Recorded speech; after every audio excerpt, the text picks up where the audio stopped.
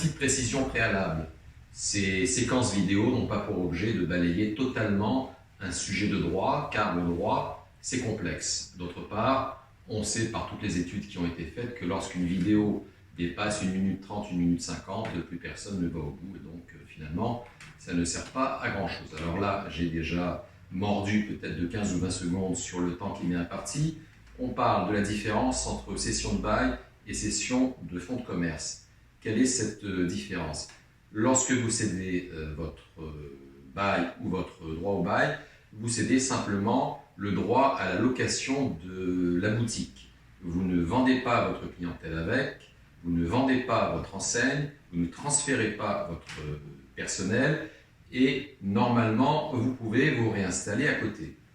Lorsque vous vendez le fonds de commerce, là, vous vendez quasiment votre entreprise ou un établissement de votre entreprise. C'est-à-dire que vous vendez le non commercial, les gens, la clientèle qui passe dans le quartier, la clientèle qui est rattachée au fonds de commerce.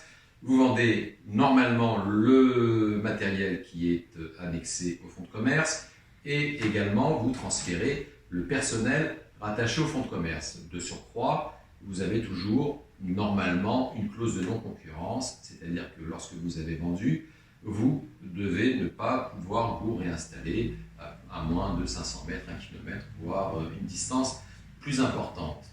La deuxième différence, c'est que la cession de fonds de commerce, normalement, est plus aisée à faire que la cession de bail. Une cession de bail, il faut toujours demander l'autorisation préalable du propriétaire des murs pour pouvoir la faire. En matière de cession de fonds de commerce, normalement, dans 70 à 80% des cas, il n'y a pas d'autorisation à demander.